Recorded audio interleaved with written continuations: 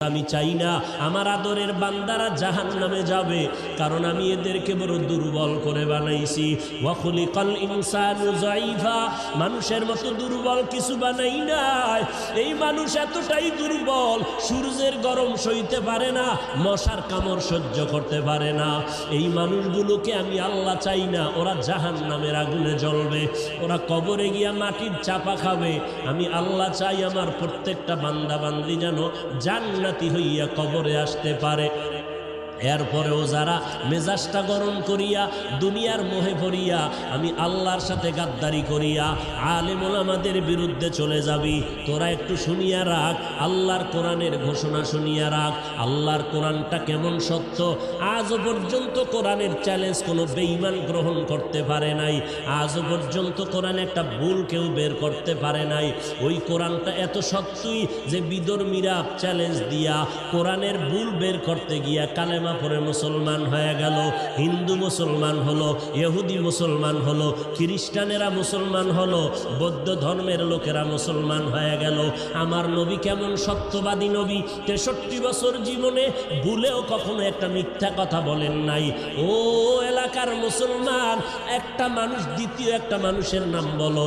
এত আদর্শের গান গাইলা, আব্রাহাম লিঙ্কনের আদর্শ, মাও সেতুনের আদর্শ, লেনিন কালমার্সের আদর্শ, প্লেটোর আদর্শ, এমন একটা আদর্শের গার্ডিয়ানের নাম বলো যেই বান্দার জীবনে মিথ্যা বলে নাই। দুনিয়াতে একটা মানুষ, একজন ব্যক্তি রহমাতুল লিল আলামিন, কেমন নবী আমার, যার জীবনে 63 বছর হায়াতে ভুলেও কোনো একটা মিথ্যা কথা বলেন নাই। বেঈমানেরা পর্যন্ত আমার নবীকে সততার কারণে কি উপাধি দিয়েছিল বলো? আল আমিন উপাধি দিয়েছিল। ওই নবীর কথা সত্য। এ নবীর উম্মতেরা, মাথায় আল্লাহ ব্রেন দিয়েছে, একটু চিন্তা কর। যদি কোনো ধোকায় পড়িয়া থাকো, অন্তরের একটু জিজ্ঞাসা কর, ওরে যদি বুঝি হুজুরে মিথ্যা কয়, লক্ষ লক্ষ নবীরা তো মিথ্যা বলতে পারেন না, লক্ষ লক্ষ সাহাবায়ে কেরাম মিথ্যা বলতে পারেন না, লক্ষ কোটি কোটি ওলামায়ে কেরাম মিথ্যা বলতে পারেন না। নবীদের কোনো গুনাহ নাই, এরপরও মরণ পর্যন্ত কান্নার আওয়াজ। অন্ধকার কবরে আমি একা কেমন করে থাকবো? সাহাবায়ে কেরাম মিথ্যা বলেন নাই।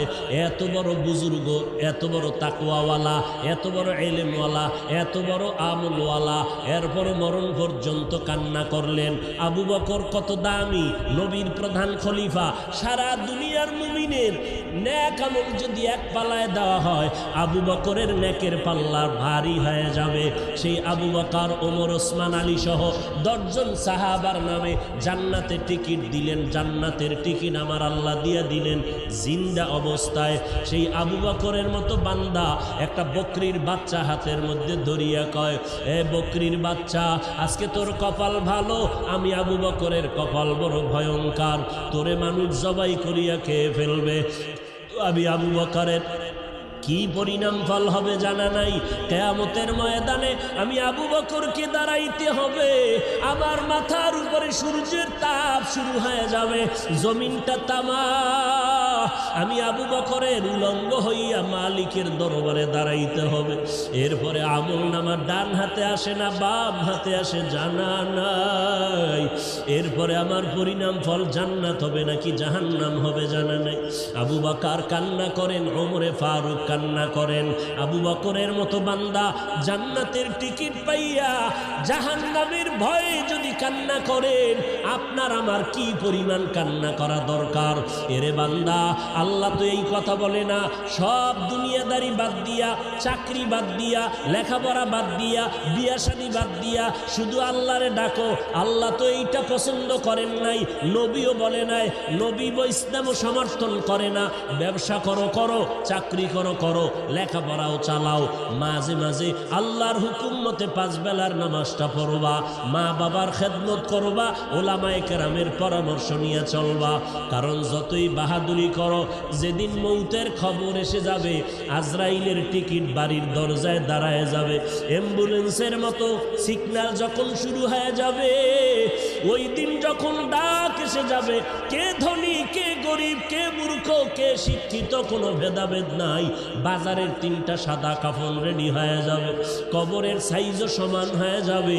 কাফনের মধ্যে প্যাকেট করিয়া যখন জানাজার খাটিয়ে উঠাইবে, কে পীর কে মূর্খ কোনো মুরিদ ভেদাভেদ নাই, কে ওস্তাদ কে ছাত্র ভেদাভেদ নাই, কে ধনী কে গরিব কোনো ভেদাভেদ নাই।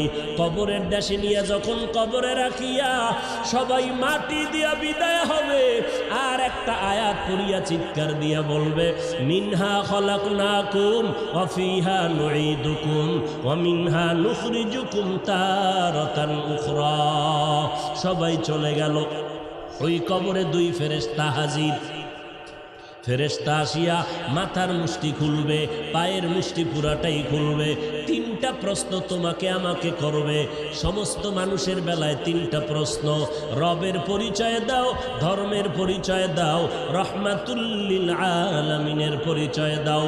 মদিনার নবী বলেন, যারা দুনিয়াতে রবের গোলামি করে যাবে তারা কবরে গিয়া জবাব দিবে, রব্বি আল্লাহ, আমার রব একমাত্র কে? দুনিয়াতে যারা ইসলাম মেনে চলবে কবরে গিয়া জবাব দিবে, দীনি আল ইসলাম, আমার ধর্মের নাম কি? দুনিয়ায় যারা নবীর সুন্নতের আমল করে যাবে, আঙ্গুলের নখগুলো কেমনে কাটবে সেখানেও সুন্নত, মাথার চুলগুলো কেমনে রাখবে সেখানেও সুন্নত, বান্দা জুতা কেমনে পরবে সেখানেও সুন্নত।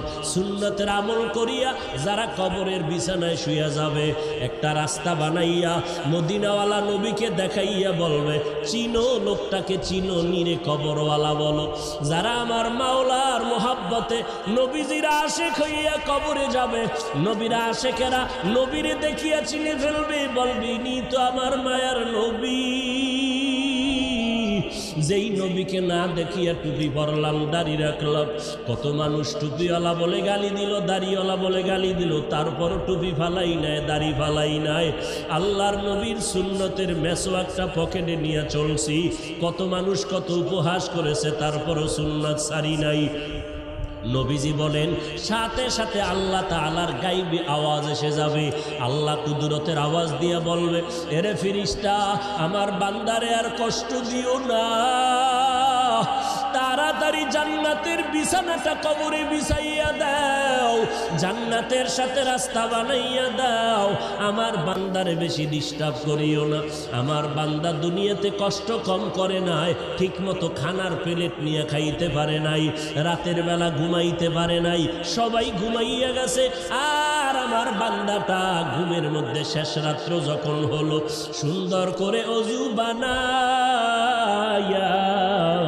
যায় নামাজ বিছাইয়া সিজদায় গিয়া কান্না করে বলেছে, হে মালিক,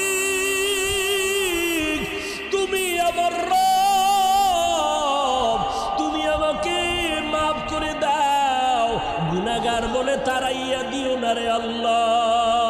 এই বান্দাটা সারা রাত জিহ্বাটা দিয়া জিকির করে করে কাটাইতো। এই বান্দা রাস্তায় হাঁটতো, আবার মাঝে মাঝে আমি আল্লাহরে ডাকতো। খানা খাইতে বসিয়াও আহ আহ বলে শব্দ উচ্চারণ করত। অন্তরের মধ্যে একটা জ্বালা ছিল, মালিকের কোথায় গেলে পাওয়া যায়। এই বান্দা আলেম ওলামা পাইলে দৌড়াইতো, কোরআনের বয়ানের আওয়াজ পাইলে দৌড়াইয়া যাইতো। এরে খালি কান্নার আওয়াজ। আল্লাহ পাক বলবে, আর দেরি করিও না, তাড়াতাড়ি আমার বান্দারে ঘুমের ব্যবস্থা করে দাও।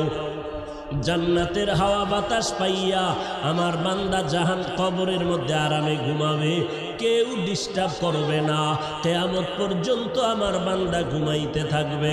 মদিনার নবী আফসোস করে বলেন, যারা রবের গোলামি না করিয়া কবরে যাবে, ইসলাম না মানিয়া কবরে যাবে, সুন্নতের আমল না করিয়া কবরে যাবে, এই কবরে যাওয়ার পরে নাফার 3টা প্রশ্ন করা হবে। রবের পরিচয় দাও, ধর্মের পরিচয় দাও, রহমাতুল লিল আলামিনের পরিচয় দাও।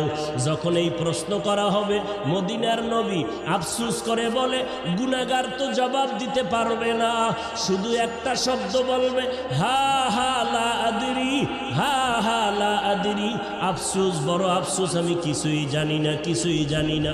নবীজি বলেন সাথে সাথে আমার আল্লাহ গাইবী আওয়াজ দিয়া বলবেন, কুদরতের আওয়াজ দিয়া, এ কবরের ফেরেশতা, এই নাফরমানের আর সুযোগ দিয়া লাভ নাই। আমি আল্লাহ দুনিয়াতে কম সুযোগ দেই নাই। আমার দেওয়া চাঁদের আলো, সূর্যের আলো ভোগ করলো, আমার দেওয়া পানি, আমার দেওয়া বাতাস, আমার দেওয়া নদীর মাছ, গাছের ফল খাইয়া, জমিনের ফসল খাইয়া এই কপাল পোড়া একবারও আলহামদুলিল্লাহ বলে নাই। ওলামায়ে কেরাম পায়ে ধরে ধরে নামাজের কথা বলতো।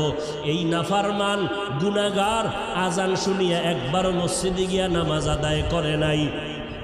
এমন কপাল পোড়া নিজেও টুপি পরে নাই, যারা টুপি পরতো তাদেরকেও পছন্দ করে নাই, নিজেও দাড়িটা লম্বা করে নাই, যারা দাড়ি লম্বা করতো তাদেরকেও পছন্দ করে নাই, নিজেও পর্দা করে নাই, যারা পর্দা করতো তাদেরকেও পছন্দ করে নাই, নিজেও পাগড়ি পরে নাই, যারা পাগড়ি পরতো তাদেরও পছন্দ করে নাই, নিজেও আমি আল্লাহর জিকির করে নাই, যারা জিকির করতো তাদেরকেও পছন্দ করে নাই।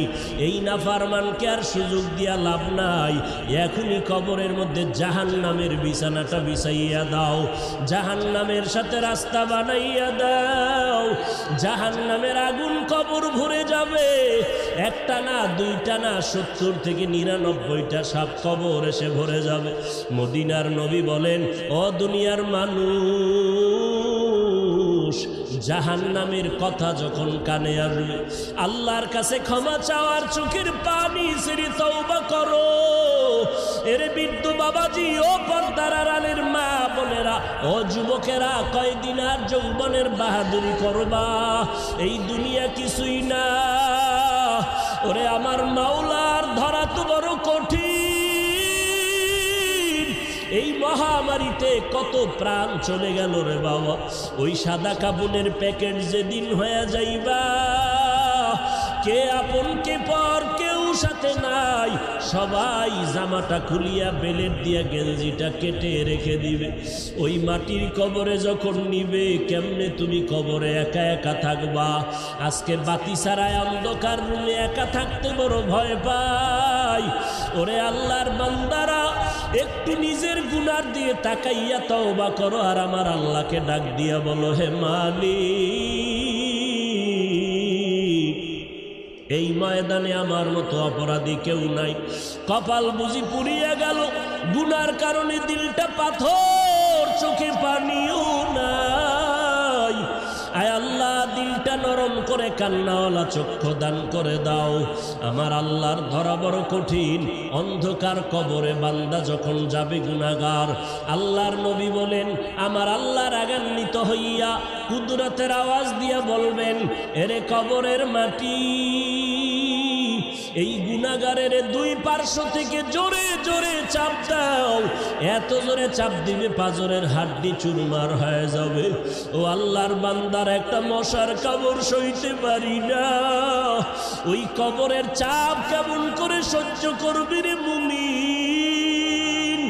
জাহান্নামের ভয়ে যদি আম্বিয়ায়ে কেরামরা কাঁদতে পারেন, সাহাবায়ে কেরামরা যদি কবরের আযাবের ভয়ে কাঁদতে পারে, আমাদের কপাল কি পুড়িয়া গেল? না জানি কারো বরদোয়া কপালে লাগলো। চোখে কেন পানি নাই? জাহান্নামের ভয় নাই। ওরে চক্ষু দুইটা বন্ধ করে আল্লাহকে ডাকো, আর বলো, হে মালিক, গুনাহগার হইয়া ময়দানে বসছি, গুনাহ নিয়ে আর ময়দান থেকে ঘরে যেতে চাই না। আয় আল্লাহ, গুনার কারণে আমার হাত না পাক, আমার জিহ্বা না পাক, আমার চোখ দুটো না পাক। আয় আল্লাহ, আপনার মতো দয়াময় কেউ নাই। আয় আল্লাহ, গুনাহগার বলিয়া তারাইয়া দিয়েন না রে আল্লাহ। আর গুনার কাছেও যাব না, মা বাবারে কষ্ট দেব না, নামাজ ছাড়বো না, বেপরদায় চলবো না, দাড়ি কাটবো না, ওলামায়ে কেরামের বিরোধিতা করব না। আজকে থেকে তওবা করে নিলাম, তওবার খাঁটি নিয়ত যদি অন্তরে থাকে, খাঁটি তওবার নিয়তে আমার মাওলাকে বলতে থাকো, দিলটা নরম করো, আল্লাহকে বলো, হে আল্লাহ আজকে থেকে তওবার খাঁটি নিয়ত করলাম, রিজিকের মালিক আল্লাহ, হায়াতের মালিক আল্লাহ, ইজ্জতের মালিক আল্লাহ। অতএব দুনিয়ার কাউকে ভয় করিয়া লাভ নাই, কারো গোলাম হইয়া লাভ নাই। আল্লাহ যেদিন ডাক দিবে আমারে কেউ ধরে রাখতে পারবে না, রিজিকের ব্যবস্থা আল্লাহ করবেন।